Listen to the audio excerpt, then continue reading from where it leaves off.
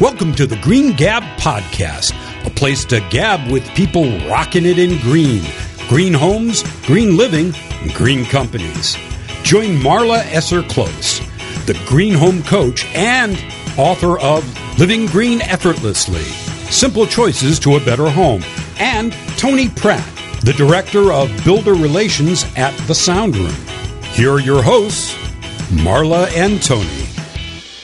Welcome to the Green Gab Podcast with Marla Johns Esser, the Green Home Coach, and Tony Pratt with the Sound Room. Hey, Tony. Hi, Marla. Always a pleasure to be in the studio. Yes, I always look forward to this. It's not as frequent as it used to be, but it's still much more fun than being in the office. Well, there you go. And we get to do this for work. I know. Isn't that a wonderful thing? This is a living, isn't it? I love it. I love it. Well, there's been all kinds of great things in the news these days. And like what? Well, let's see. A presidential election, sustainability and green's been in the news. Okay. Tesla announced new solar roof tiles. Yes. We've got smart appliances. We've got, I'm sure, some disasters happening somewhere around the world. We've got crazy weather. I actually ran my air conditioning into November for the first time in my life. I haven't had the air conditioning on, but I've had the windows open. I finally had to close them, and I think I turned my heat on. Take yesterday. The chill off? Yeah. So does your thermostat allow you to have the heat on in the morning and the air conditioning in the evening? No, it does not. I have an older house built around built around World War II. And since it's just me in the house and I don't really use that much energy to begin with, I've never really switched it out. There you go.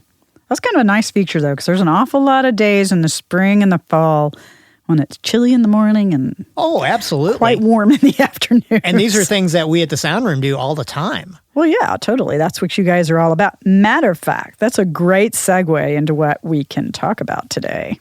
Excellent. Yeah. So energy efficiency is a topic we talk about a lot with green homes. Right. Yet there's all kinds of innovations that help to make that energy efficiency easier and controlled or managed instead of relying on behaviors. So today we could look at how you can gain energy efficiency through innovation with things like energy control systems, smart appliances, and even renewables. Excellent. Yeah. Sounds like a fun topic, actually. That's what you guys do at the Sound Room. So we live and breathe this stuff every day. I figured you'd get kind of excited about this topic. This one's easy. I could talk about this one with my eyes closed. Uh-oh. Yeah, if you're on a podcast, that doesn't matter. That's true. It's all optics. Thermostats can be part of an energy control system, right? You know, right now, you have some thermostats that you can just do it yourself and you adjust it yourself. Well, you swap it out. Oh, okay. Gotcha. It loads up to the Wi-Fi in your house and you can control it from anywhere in the world off of your phone. Like I used to have. Right. Okay. So, you know, whether it's a Honeywell or a Nest or something like that, or then you can stair up into a little bit more advanced systems where you're tying it into everything else in your house. Lights go on, thermostats adjust because it thinks you're home. Lights turn off, thermostat adjusts because it's either a night mode or an away mode. So really, your house is allowing you to set it for certain parameters without you having to worry about your behavior. So you can set the whole thing, right? Mm-hmm. So you can set like a scenario, for instance. That would be maybe a get up scenario. Get up scenario, go to bed scenario, leave the house scenario, have guests over scenario, entertainment mode, night mode, movie mode, whatever. You could sit there and for whatever kind of a scenario you think your life has, you could set up the scene for it. Since we're going to talk about it with energy control aspects, let's pick get up mode. Okay. So get up mode could control what kinds of things? All right. So let's say you wake up at 6 o'clock in the morning. Get up mode could possibly turn pathway lights on from your bedroom to your bathroom. Since it's so dark right now. Right. Yes. From the bedroom to the kitchen. Okay. It could adjust the thermostat. Maybe since, you're snuggle up under the covers at night, it's not as hot. Right. So it would preheat for you to get out of bed. It would start to, adjust the thermostat maybe half hour before you get up. It starts raising the temperature or lowering the temperature based on what season you're in. Okay. You could do things like automate the coffee pot. Yeah, there you go. Turn on the TV. Turn on music. However you like to get up in the morning.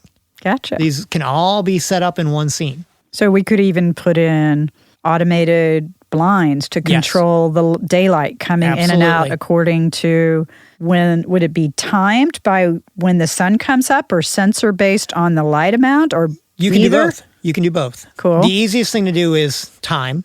Okay. A schedule. Right. Okay. We call it daylight harvesting, where you say you want an X amount of daylight to match what's outside, and you have sensors. So basically, as they read and react to what's actually in there, they'll raise or lower the blinds based on that. So I think I understand that sensors can also be tied into your lighting controls as well as your daylighting controls. Yes. So that they can all work together. Yes. So for instance, if part of the room is dark at a certain time of day, the light sensor would know that and would turn the lights on at a certain level to make up for the lack of daylighting. Yes. Or if it's a cloudy day. Because the cool thing about the automated dimmers, you can set them 0 to 100%. So you can sit there and control that. Sweet. And say, I want X amount of percentage of light from that lamp to make up for the disparity between light and dark in the room. Okay, so not only are we going to be able to save energy by not using energy we don't need. Right. We're only going to use what we need right then that's going to meet our needs. So we have this customized profile of energy usage, but we're also going to get a customized experience for us that's going to increase our happiness and our satisfaction with this home. Absolutely. Okay, that's the side I hadn't thought about. So we get all these psychological benefits and emotional benefits while we're saving energy and the cost of our utilities. The idea of... Did I get that right? You did. Okay, sorry. I just wanted that affirmation. The idea in the house is this is your happy place.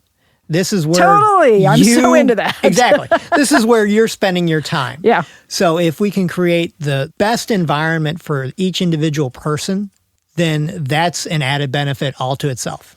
So we could even add in music. That is correct. TV's entertainment. Basically, if you can turn something on and off, you can control it.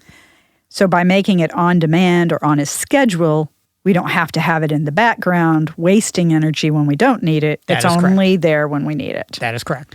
So here's a point I'm going to reiterate again.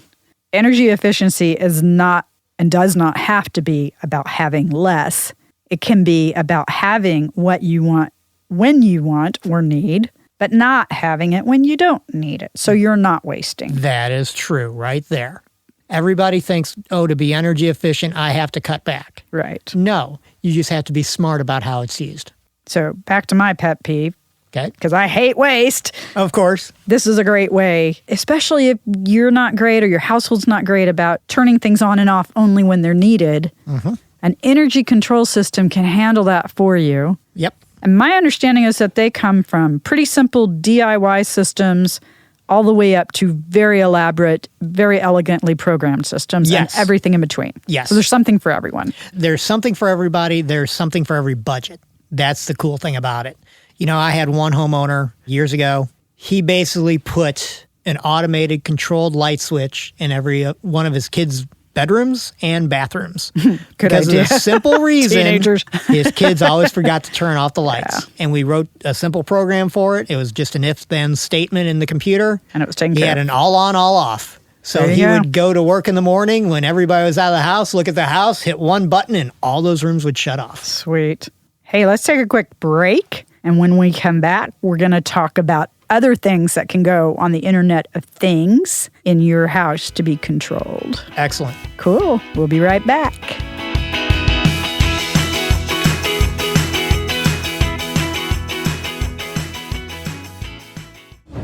Mike Wilkerson from the 24 Podcast here. There's only one place on the internet I go for 24 Legacy fans. It's your perfect after-show experience when listening to the 24podcast.com effort. 24legacyfans.com. That's 24legacyfans.com.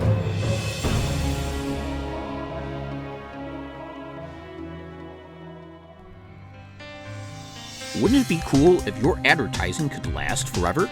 It can with perpetual advertising. Here's how it works. Unlike TV or radio ads, where every instance the ads are broadcast, they're only played once and lost forever. Perpetual advertising can have repeat exposure and replayability weeks, months, and even years after they're inserted in a podcast. So even if a podcast is a few years old, your ads will still be impactful to repeat listeners, as well as new listeners. This gives your advertising dollar the most bang for the buck. Find out more about perpetual advertising at twoguystalking.com/sponsors. Looking for a straightforward user interface and a cost-effective, feature-filled multi-track recording software? Call off the search. Mixcraft from Acoustica has exactly what you're looking for. It's time to include reliable audio creation and editing software with real punch into your projects. Check out Mixcraft now over at acoustica.com/Mixcraft and start a new generation of audio creation and editing today.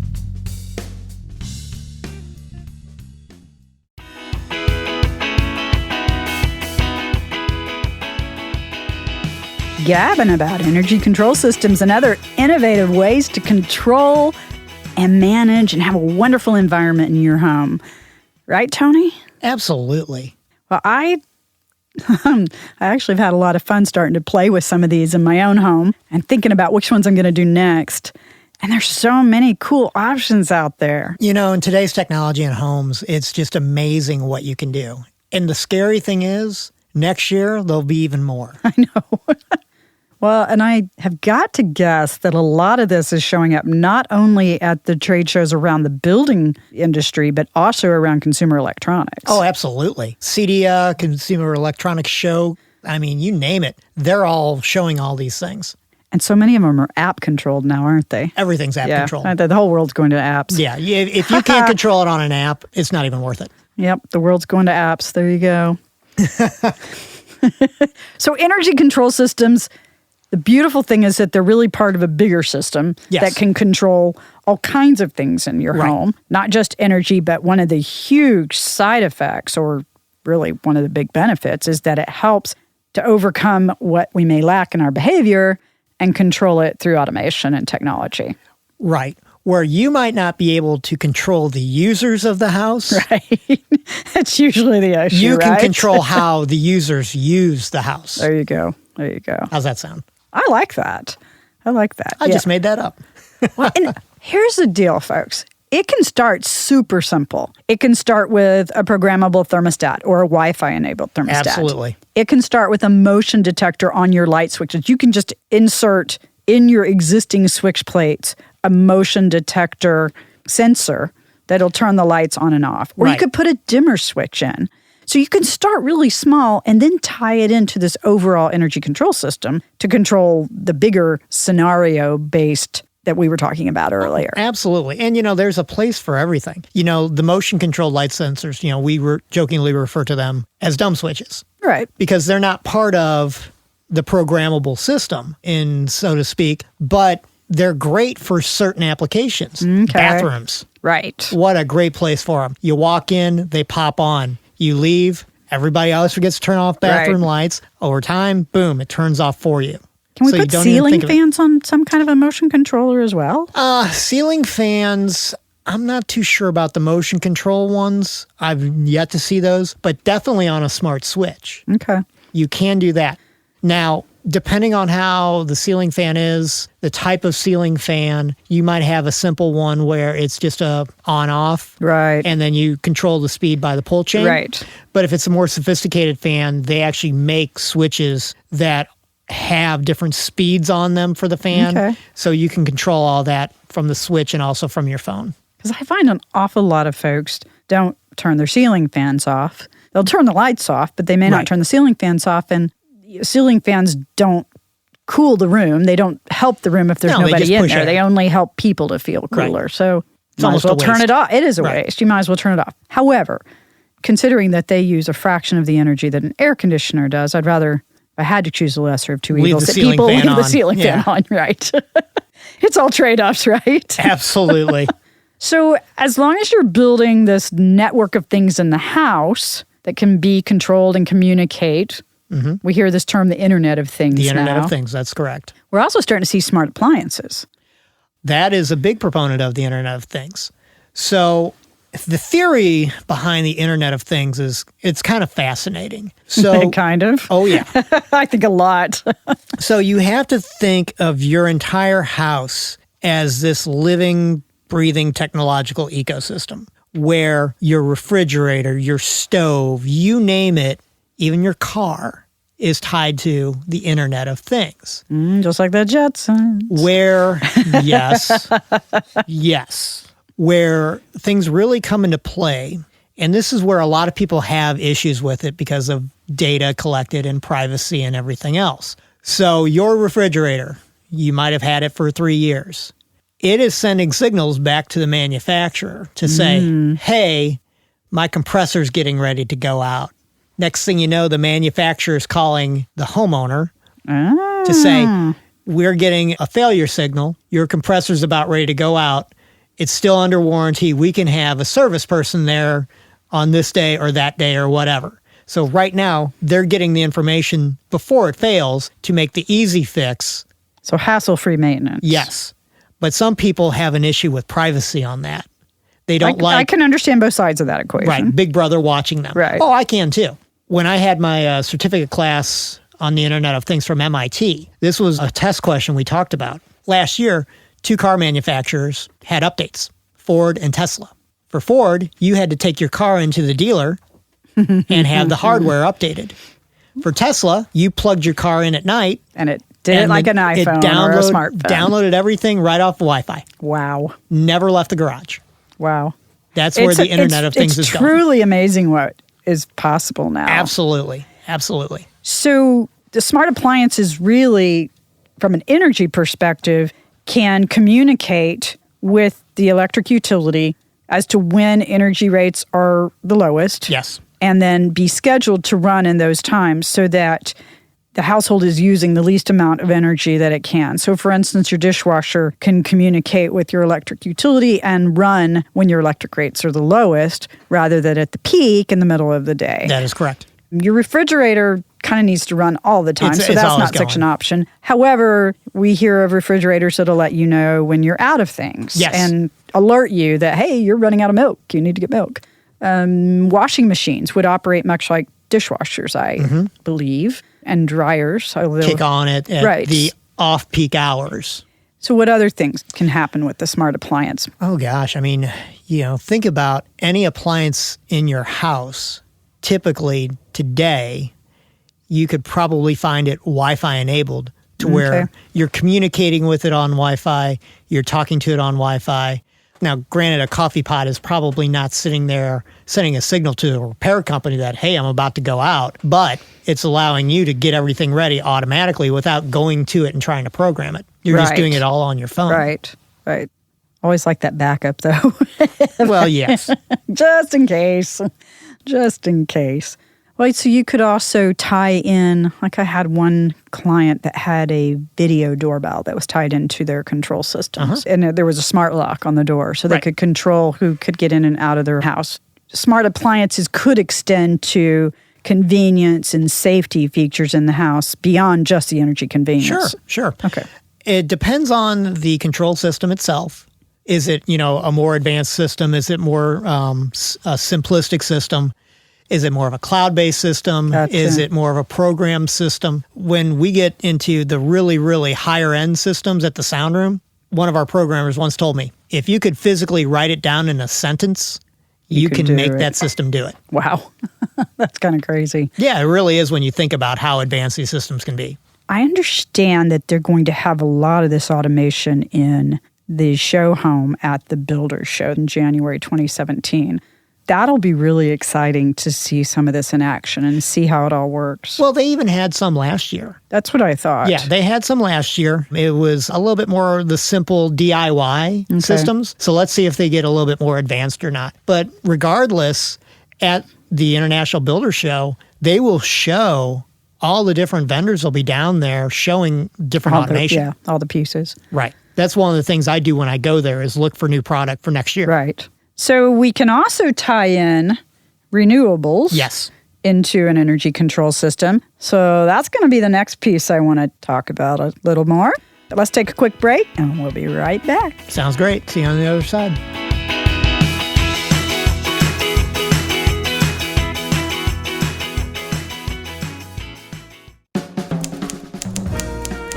SHIELD was introduced in 1965 in an edition of Strange Tales, featuring Nick Fury.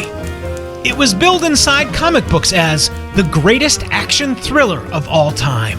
And it's safe to say that secret acronymed International Intelligence Collection endeavors would never be the same. Another, even greater episodic series is ready to take the greatest action thriller of all time mantle. And we hope you'll be listening. Don't miss the Agents of S.H.I.E.L.D. podcast, reviewing each and every episode of ABC's Agents of S.H.I.E.L.D. bullet point by bullet point. Check it all out right now at agentsofshieldpodcast.com. That's agentsofshieldpodcast.com. Thought about a career in voiceover? Need a great, cost-effective on-hold message for your organization or business? Don't know where to start? Check out The Voice Farm, your one-stop shop for voiceover needs. Check it out now by accessing The Voice Farm at voicefarmers.com and see what difference can be made with a company that is truly outside the box. From the Voice Box, voicefarmers.com. That's voicefarmers.com.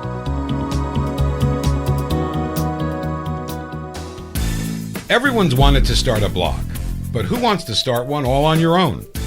Take your interest in creating a blog to the next level by getting bit by the Blogger's Bug. Blogger's Bug is a blogging community that allows you to polish your blogging skill set today. Log on today at bloggersbug.com and get bit by the Blogger's Bug. bloggersbug.com.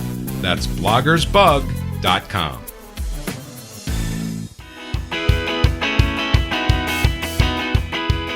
Gab and Green on the Green Gab podcast.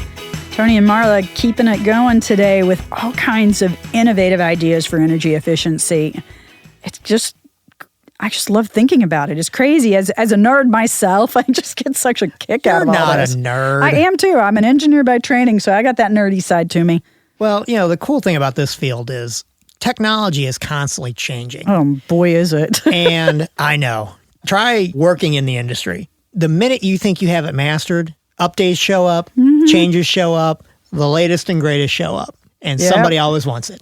Well, and renewables are no different. So from our perspective, renewables mean some form of renewable energy, and probably what most of our listeners are most familiar with is electricity from solar panels or photovoltaics, and electricity from wind, which we typically see on a utility scale. Yes. So big, huge windmills out when you're driving down the highway utility scale, farms and ranches, places that actually have space to put a lot of wind turbines up. And there are some home options for wind. We're not seeing as much of them. Doesn't make as large of an impact as solar does. But solar's really going gangbusters in a lot of parts of the country. And it's become a lot more affordable and a lot more accessible pretty quickly. Yeah, it is. But the big thing about solar is that missing piece has always been storage in the house, the battery part. Yes. And thank God for Tesla. They're doing some amazing work, I would say that. At least they're getting it out there in a workable way. Right. Now, Tesla, they showed their battery last year. The Powerwall. In Vegas. And that was about 24 hours worth of storage. Aren't they up to 3 days now? I think they're up to 3 days. That's what I thought think as well. The goal is pretty much a week. But in reality, even that 24 hours is huge because the biggest downfall of solar, like in St. Louis, is while you're producing during the day, all the excess is going back out onto the grid for Ameren. Rather than to be used at night. Exactly. And the rub is it's going back to the utility at cost. And yet at night when I'm pulling it back, I'm paying retail. Okay. So tell me if that's fair. No, it's not. In a lot of states, it's a 1-to-1. And this is our opinions, folks. This is our opinion. In a lot of states, it is 1-to-1, but it is not here. Not here. So now the stuff I'm producing in the day, my excess, if I can store it on my property in a battery, at night, what I'm doing is I'm drawing off the battery. And now you can be much more independent. And efficient. Yeah. And most systems in most parts of the country, the way I understand it, still need to be tied to the electric grid. So you need to be tied to your electrical utility for those times when you can't generate your own electricity and you need to pull it in from the electric utility. However, for remote properties or people that are out, they can be independent. Batteries are going to give them the opportunity to choose when they can. And even if you have to be tied to the grid, the battery is going to allow you to keep more of your energy in the house. And use what you produced. Not only that. Kind of like canning your vegetables that you grow in the summer. You can save them for the winter. Not only that, here's the cool thing. That battery is going to be there, so if you do lose power, instead of having to rely on a generator, the battery is going to power the house. And that's where that week-long reserve is really going to make an impact. Absolutely. I mean, even if it's cloudy out, you're still going to generate some. Well, technology is getting better efficiency rates off of the panels with the newer technology. Right. And I'm going to be really excited to see what happens with this new announcement that Tesla made recently with their solar roof tiles or roof shingles. Absolutely. This could be the game changer. This could be. So they're going to have them in 4 different styles, so they should be able to fit in architecturally based on where you're at. Because it is the roof shingle or tile itself, might be able to get away from a lot of the covenants and subdivisions that say you can't have panels. Right. So it's not really a panel, it's the roof. Now the question is going to be, what's the cost? Nobody's seen the actual cost yet. But you have to look at it in multiple layers. It's not just a strict comparison between a regular roof and the solar roof. It's more the regular roof, the panels, the inverter, and the battery. That's what you have to compare it to. Yeah, it's an energy system plus the roof. Yes. I know a lot of the questions I was hearing and reading about were the durability and how it would survive like the hailstorms in the Midwest. Oh, yeah. But they had a video that they were dropping a kettlebell on these. Really? It looked pretty darn good. I mean, obviously, time will tell. Tesla has brought out some very innovative solutions, and I am very hopeful that this will be a great solution for more and more of us. Yeah, I will say this. If they are 80% as successful with the roofs as they have been with their car, they probably hit a home run. Yeah.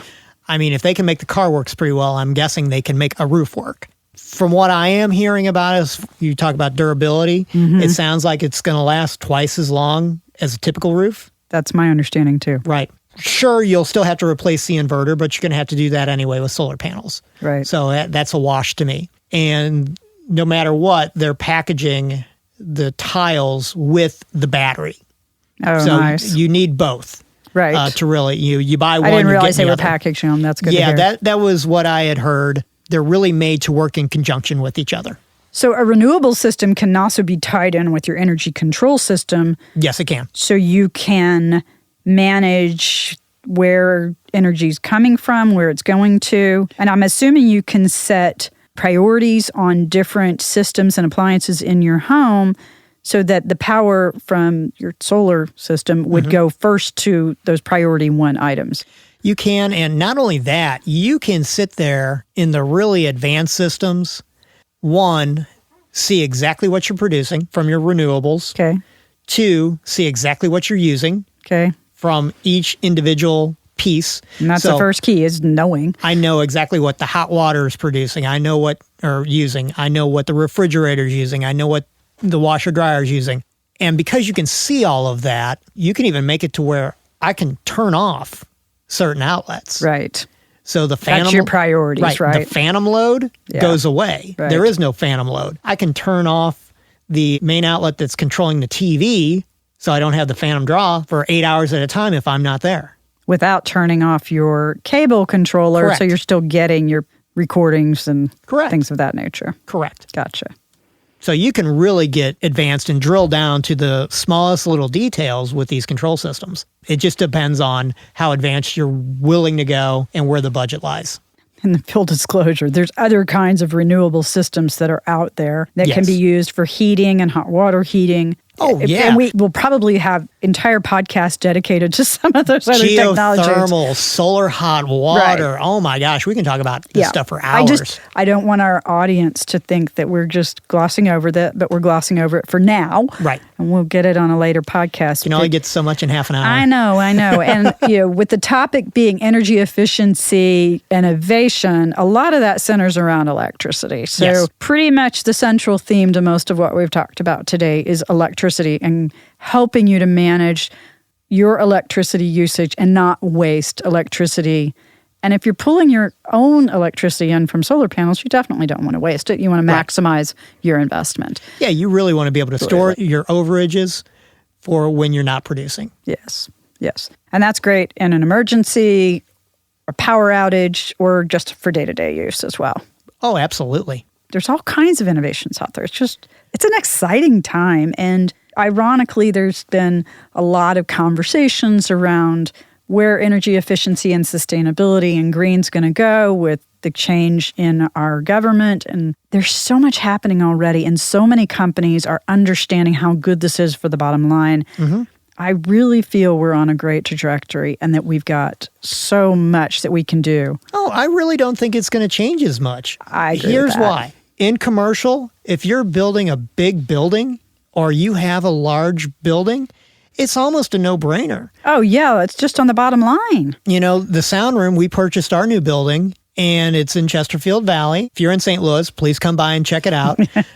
But it's cool. We bought this in March. The first thing our owner, David Young, said to me, Tony, you got to see the giant solar array on it. I love it. I know. I got to go up and see it. 120 panels, 3 inverters.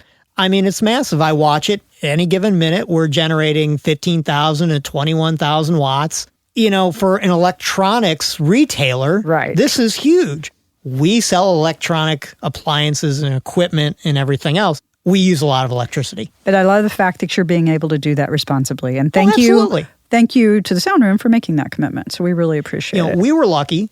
We didn't have to make the initial commitment, but we bought the building that already had it. There you go. Because to us, a twofer. Yeah, that was value added. And I think more and more commercial companies are understanding that. I would agree with that. Absolutely. The space is up there anyway. Yep. You might as well put solar up there and reap the benefits. The paybacks are a lot quicker in commercial versus residential, but still. It's still there. It's all part of until we have a cognizant energy plan for the country where solar is at the table with everything else, it's just not going to matter as far as what the mix is. But it's got to be involved in it. We're getting there. We are. We are really getting there. So we got all kinds of fun things to look at for energy efficiency through innovation. And the innovation's not going to stop, folks. It just keeps coming. Oh, it always is changing. And it's exciting times in these innovations. So we really appreciate you tuning in to listening to us. And here's to your innovative future, Tony. Yours too, Marla. Okay, signing off. Have a great day. See you next time. Thanks for listening to this episode of the Green Gab Podcast and for joining us on our own personal Green Odyssey as we change the world one Green Gab podcast at a time. What did you learn about during this episode? Tell us now by visiting our website at greengabpodcast.com.